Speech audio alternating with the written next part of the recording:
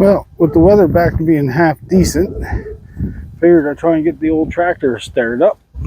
Haven't started this since, haven't had it running I think since November, because we've been haven't been doing much with the tractor. So especially since we got the skid steer and the excavator. So I'm gonna give her the go and see if she'll start. I just put the battery back in after I charged it. So if I can get it to go, I'm gonna try and move the manure spreader here out of the way, hook onto these disc harrows, and get them moved out of the way. So let's see what happens.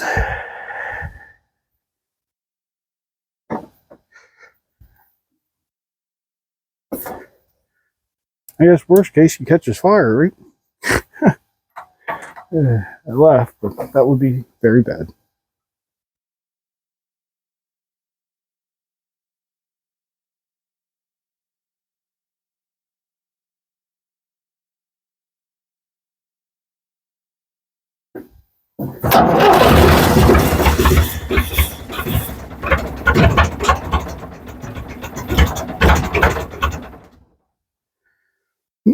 Almost another shot, I guess.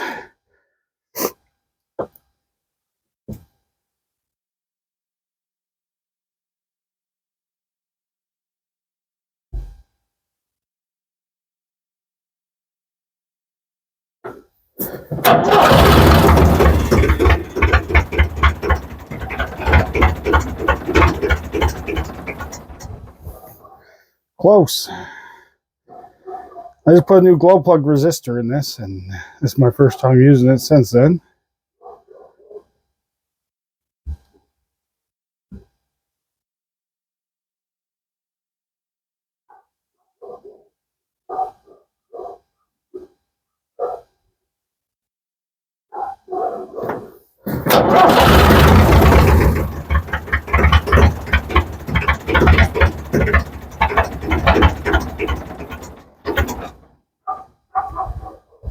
Alright, let's try Old Faithful here. Reach it.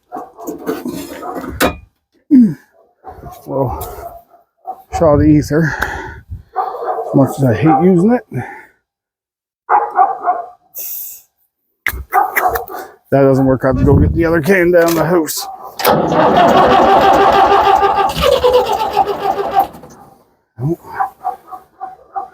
Let's hit the glow plugs again.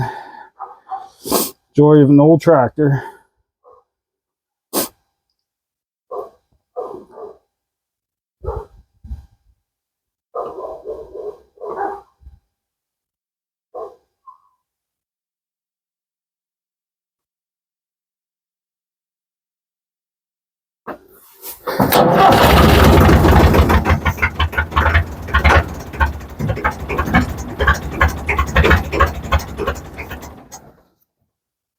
All right.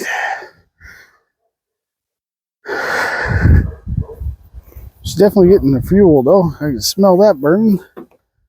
Do I have the other can ether in here? Maybe, maybe not.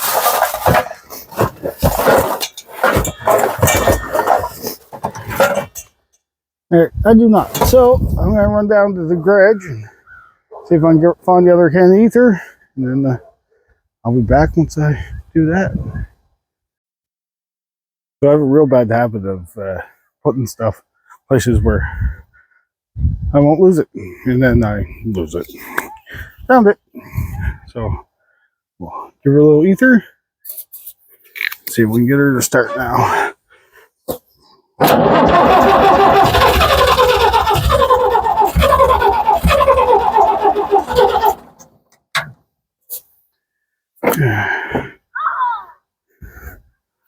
Try it again.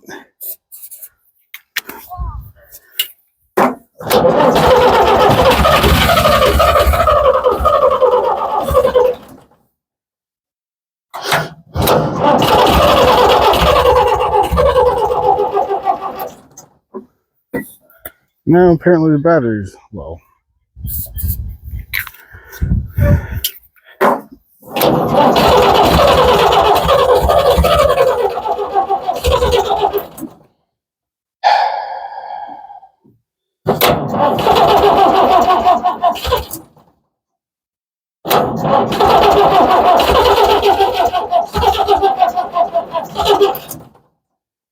So I just had the battery on charger for a bit, but apparently it wasn't long enough.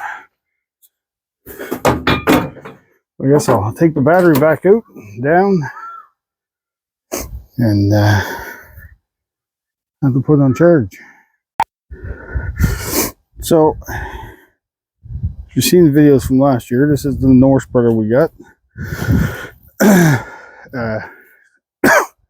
The weather ever warms up to a decent degree, I'm going to take flap disc or wire wheel and clean all this metal off best I can, and then I think I'm just going to paint it with a rust coat paint just to make it look a little bit better and protect it a bit. I'm going to have to get a piece of rubber and put down across here just to keep any manure from falling forward. I gotta figure out kind of something for a jack, because right now I just got sat on those two tires. It's not very heavy, you can lift it pretty easy, but I like having a jack. So, and we're gonna grease, dude. I was hoping next week it was gonna be warm, and then I could get some maintenance work done to all the equipment, get it ready for this year's farming year. But everything was looking good up until today. Now we are getting, over the next 2 or 3 days, potentially 30 centimeters of snow. So that kind of puts a hamper on it. But we'll see. That can change. It might just be rain. But I want to get some work done to the manure spreader, this hay rake. I want to get the hay rake geared up on the B250, and then that way I can have it up off the ground. And with it up off the ground, I'm going to take out all these tines that are broke and put new ones on. I got new ones in the garage that I picked up there before Christmas. And I want to take everything apart, clean it up, because, you know, it's I don't know the last time it was used, so I like to clean it up. I was going to put a little coat of paint onto it just to keep it protected after it's cleaned up, because there'll be a lot of bare metal, and get some new tines put on, and then give it a try and see what happens. I see I need to get a couple bolts or some kind of through piece here. I might have some pins that'll work. I don't know how to look. But this is the 3-point piece. And I know this is where it goes on the 3-point hitch on the tractor, here and here. And I got to get that spring geared up, figure that out. And yeah, I just want to get it geared up and make sure it's all gonna work as it should. I got the manuals for it, so I'll be able to figure it out that way. And then once it's together the way it's supposed to be, I'm gonna make a couple sets, not a couple sets. I'm gonna make a set of I lost the word. Stands. And a set of stands, so I can just set it on the stands. And then when I go to use it, instead of having to try and get it up and take it apart and everything, I'll just back up to it on the stands and then lift it up and off and be on the way. Haven't done anything with this loader yet. Like I said, it's been a lot of snow and that. So I'm gonna get this loader geared up at some point on the B250. And I'm going to gear up this hydraulic. Right now it's just a trip bucket. You pull the cord. You see the cord running here. And it dumps. I want the hydraulic just because that's me. I like the hydraulics. Plus I got the extra cylinders on the B250 now. So I'm going to take those off and put them on this, weld them up. And then we'll have a function hydraulic bucket. I got a buddy of mine's going to make me a round bale fork for it, and I'd like to get a set of pallet forks made, but we'll see. I gotta find something better for here for this pivot, because it's just a bolt and it's just going to wear the more turns. So this is the other piece of the loader here. This single acting DCV, I gotta look at the tractor and that and see if I can gear that up separate to run a set of remote connectors to the back of the tractor. That way, if I get anything that has like a single set of single set, yep, has a single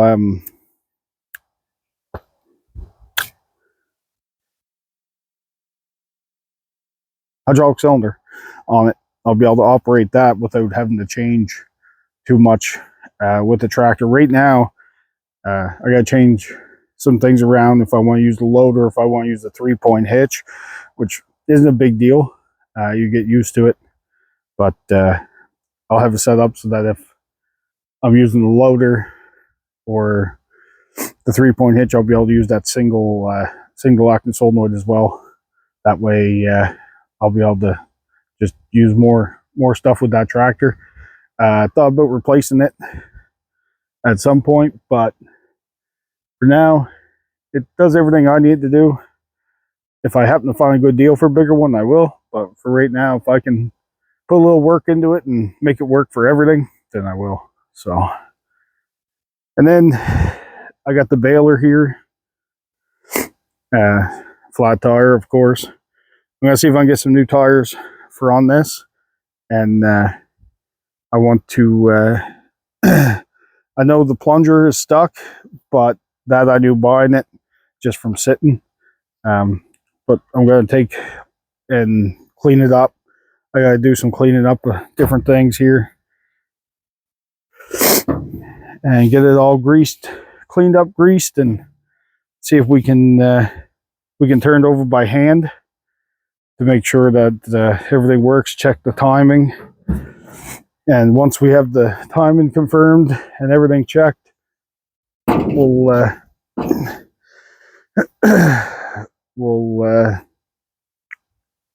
give it a test run. We'll just fork some hay or something into it just to make sure that it's all going to work, because jeez, why I can't lift that I don't know, but we'll figure it out later.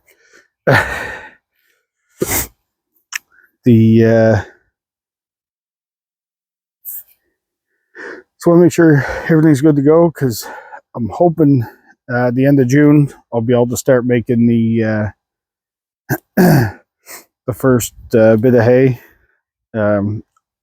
here in this area here that we have, as well as out by the highway. We have probably close to 3 acres of just standing field that otherwise would be used for nothing. Why? Oh, I'm an idiot. So yeah, I'm pretty stupid. Anyway, so the knotters, oh yeah, knotters and all that, everything looks in good shape. So I'm going to grease everything up and get everything a test run just to make sure it all works. And then once we can start doing some actual hay work, I'll be pretty happy. But yeah, that's I know it's been outside all winter, which I'm not too fond of, but unfortunately at the moment I don't have a machine shed to put it in. But Shelby and I have been talking about that, and I think we're gonna build something here this year or next. See what happens. Depending on time, because of course I'm back to work full time now. So that kind of limits my ability to do stuff, but at the same time, I just do what I can. Let's take a walk up here and have a gander at I got the goats and the cow up here in the field for this week because I was redoing the fence line behind the barn. I didn't get quite what all I want done there, but I got enough done that I got the electric fence back up so they can go back down. And hopefully I can put them down there before the snow in the next few days. But hey, we got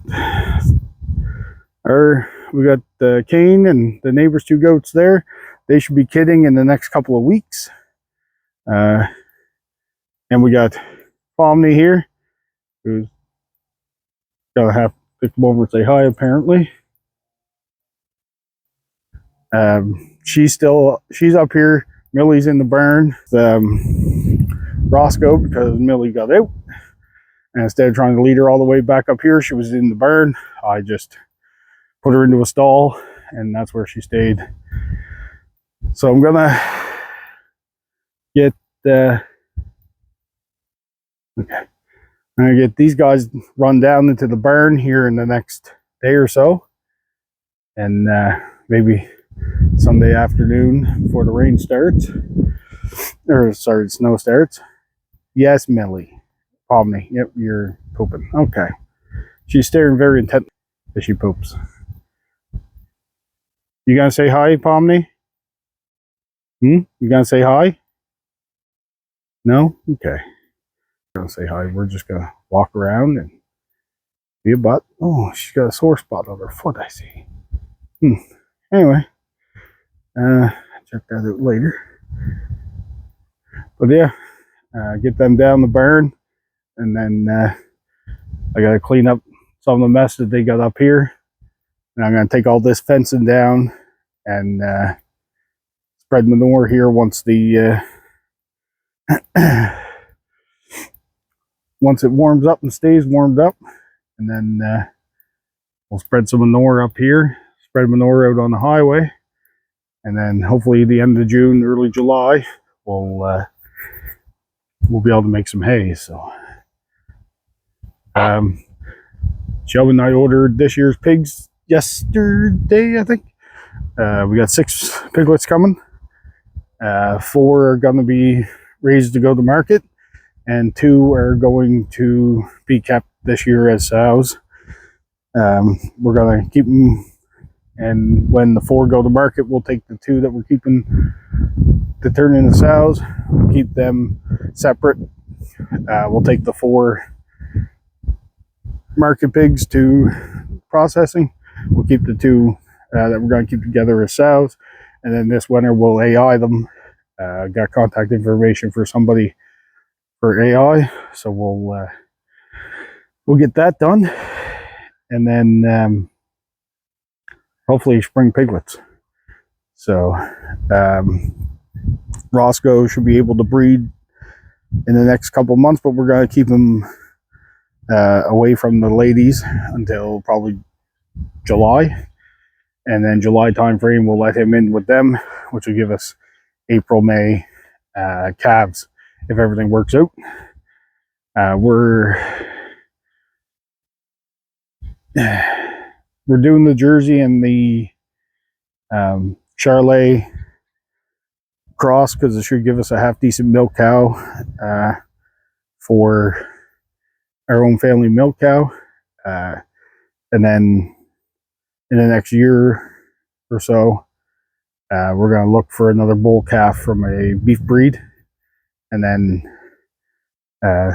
he'll mate with Pomney and Millie, and then the offspring from Roscoe, and then we'll find another one and try and keep the 2 of them separated from crossing genetics. That way we don't have any issues, and we don't have to buy calves because the price of calves right now is expensive. You used to be able to get them for under a couple $100 a few years ago. Now you're lucky to find a beef breed calf for under $1,500. So, but the plan is to be as self-sustainable as possible without having to get AI and all that. With the pigs, is different because if we're only keeping 2 sows, the cost that I've been told for AI for the pigs is minimal. It's like $20 for the 2 of them. Cows are, I'm sure, more expensive, but we'll see what happens. So all depends on what we figure out. Anyway, I'll take you down now and show you the fence around the back of the barn. So I'm down here by the, got the electric fence up all through here, same as it was last year around.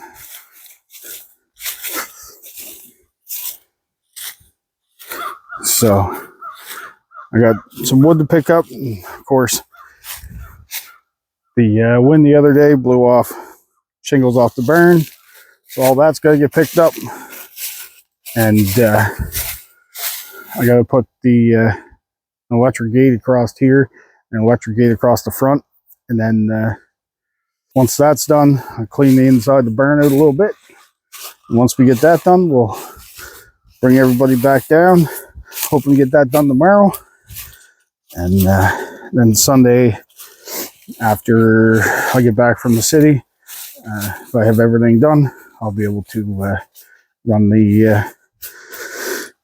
Millie and the goats down. So, and there's one of them bawling because that's what they do. They just love to make noise.